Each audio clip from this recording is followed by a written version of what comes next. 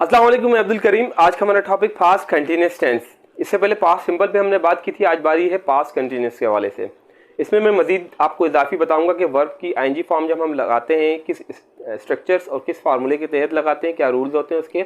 अगर वर्ब के आखिरी अल्फ़ाबेट ई हो, आई ई हो, या फिर सीवीसी कॉन्स्टेंट वावल कॉन्स्टेंट हो, तो किस सूरत में वर्ब की आईएनजी फॉर्म का इसमें इजाफा किया जाता है।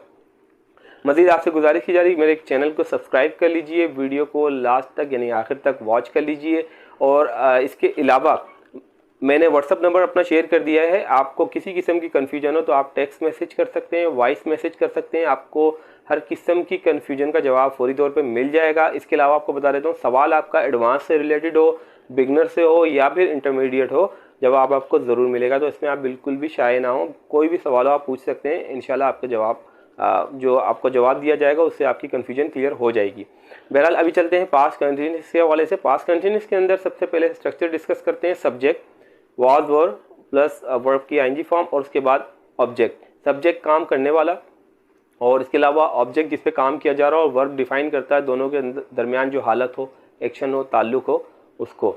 मजीद इसका इंटरोगेटिव के अंदर वाज और यानी हेल्पिंग वर्ब को हम सब्जेक्ट से पहले ले जाते हैं, आखिर में सवालिया निशान लगा देते हैं। इसके अलावा नेगेटिव में नोट का इजाफा होता है हेल्पिंग वर्ब यानी वाज वर्ब के साथ। आगे बढ़ते हैं जनाब। इसका इस्तेमाल कहाँ होता है? मैं आपसे बात कर रहा हूँ, प्रेजेंट कंटिन्यूस की भी बात करें, मैं आपसे बात कर रहा हूँ, जा रहा हूँ, सो रहा हूँ, खा रहा हूँ, इसी को आप कन्वर्ट कर दीजिए। मैं आपसे बात कर रहा था, जा रहा था, खा रहा था, सिंपली ये पास्ट कंटिन्यूस हो गया। ये स्ट्रक्चर्स इस तरह, इस कॉन्सेप्ट को हम शुरू से बचपन से सुनते आ रहे हैं और यही सही है। इसको समझने के लिए, आसानी के लिए बहुत बेहतर है। मज़ीद इसमें इजाफी कुछ एडवांस जो है वो स्ट्रक्चर्स मौजूद हैं जहाँ जहाँ इसका इस्तेमाल होता है, वो मैं आपसे डिस्कस ज़रूर कर रहा हूँ, लेकिन आपने कन्फ्यूज़ नहीं होना। अगर आप कंफ्यूज हो भी जाएं तो नो प्रॉब्लम, आखिर के लास्ट में वीडियो के मैं आपकी कन्फ्यूजन मजीद क्लियर कर दूंगा। अब इसका मजीद इस्तेमाल देख लेते हैं। एक तो मैंने आपको बता दिया कि मैं खाना खा रहा हूँ, जा रहा हूँ, सो रहा हूँ, और इसी को आप कन्वर्ट कर दें जो प्रेजेंट को पास्ट में, किस तरह से मैं खाना खा रहा था, जा रहा था, सो रहा था, और बहुत सारी मिसालें इसमें आप ले सकते हैं। इसके अलावा देखें, एक छोटी सी एक मिसाल देता हूँ। इसका एक्चुअल यूज़ जो आपको समझ में आएगा वो ये कि मिसाल के तौर पे सुबह, इस वक्त रात के 11 बज रहे हैं और सुबह 9 बजे मैंने केक बनाना शुरू किया था। ठीक है, सुबह 9 बजे मैंने केक बनाना शुरू किया था और सुबह 10 बजे मैंने केक बना लिया था या बनाया था। ठीक है, अब इस दौरान, ये भी पास्ट सिंपल है और ये भी पास्ट सिंपल है, इसके दौरान जो मैं एक्टिविटी कर रहा था, इस during the specific period of time, उस सूरत में वो खिलाएगा पास्ट कंटिन्यूस। कैसे कि मैं सुबह 9 बजे से सुबह 10 बजे तक केक बना रहा था। ठीक है, अच्छा, प्रेजेंट से इसका कोई ताल्लुक नहीं, प्रेजेंट इस वक्त रात के 11 बज रहे हैं। एक मिसाल मैंने आपको ये बता दी, एक कॉन्सेप्ट क्लियर हो गया।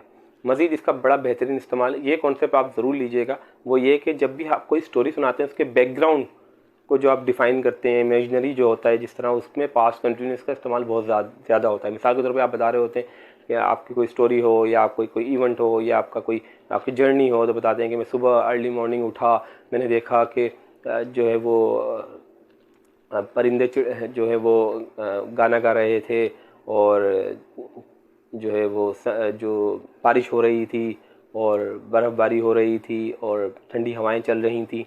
इस तरह के जो मनाजिर को आप बयान करते हैं, बैकग्राउंड ऑफ द स्टोरी, उसके लिए पास्ट कंटिन्यूस का इस्तेमाल होता है। मिसाल के तौर पे, I got up early in the morning, I saw birds were singing a song और सन वाज राइजिंग। इस तरह की आप मिसालें इस्तेमाल कर सकते हैं। तो यानी कि पास्ट कंटिन्यूस का इजाफी इस्तेमाल होता है कहाँ पर? जब आप बैकग्राउंड स्टोरी सुना रहे हो और वो इमेजनरी हो, एक्चुअल ना हो, या एक्चुअल हो भी तो इमेजनरी, उसको आप लेके एक कॉन्सेप्ट दे रहे हो, बैकग्राउंड कॉन्सेप्ट दे रहे हो, तो उसमें पास्ट कंटिन्यूस का इस्तेमाल होता है। इसके अलावा इसका इस्तेमाल वहाँ भी होता है कि मिसाल के तौर पर एक एक्शन कंटिन्यू चल रहा हो तो वो दूसरे एक्शन ने आके इसको इंटरप्ट कर दिया। मिसाल के तौर पे सिंपल बता देता हूँ, पास्ट कंटिन्यूस चल रहा था और उसके बाद पास्ट सिंपल ने आके उसको इंटरप्ट किया। किस तरह से, मैं आपको बता देता हूँ। मैं खाना खा रहा था और आपकी कॉल आ गई। कैसे? I was just eating food और I was taking my dinner और I was taking my lunch, suddenly you called me. ठीक है, इसके अलावा मैं बाहर जा रहा था और बारिश हो गई। तो इस तरह भी आप कह सकते हैं कि I was going outside, suddenly rain started. तो यानी कि कोई ऐसा एक्शन जो पास्ट में कंटिन्यू चल रहा था, उसके दूसरे एक्शन ने आकर उसको इंटरप्ट कर दिया, वहाँ भी पास्ट कंटिन्यूस का इस्तेमाल होता है। मज़ीद इसके इस्तेमाल की अगर बात की स्पेसिफिक टाइम ऑफ पीरियड के अलावा स्पेसिफिक कोई पॉइंट ऑफ टाइम अगर आप बात करें, जैसे कल रात 11 बजे मैं सो रहा था, ठीक है, तो यहाँ भी इस्तेमाल होता है। कैसे कि yesterday actually eight 11 AM I was sleeping, ये भी इस्तेमाल होता है। अच्छा, मज़ीद आगे बढ़ते हैं। इसके अलावा अगर कोई प्लान आप कर चुके हों या कोई प्लानिंग कर रहे हो तो उसमें भी इस्तेमाल होता है। I was planning to go abroad और but I didn't get my visa और पासपोर्ट वटेवर, ठीक है। इसके अलावा अब आप कंफ्यूज हो रहे होंगे, मैं क्लियर कर देता हूँ। अच्छा, इसके अलावा अगर आप बात करें तो पोलाइट रिक्वेस्ट में इसका बड़ा इस्तेमाल होता है, यानी कि ऐसी रिक्वेस्ट जिस सामने वाले का आपको पता हो कि 70-80% ये ना ही कहेगा, या फिर आप बहुत ही ज़्यादा पोलाइट वे में अगर कह रहे हो, मिसाल के तौर पे I was wondering if you could help me या I was wondering if you could go with me, ठीक है ना, तो इसमें भी पास्ट कंटिन्यूस का इस्तेमाल होता है।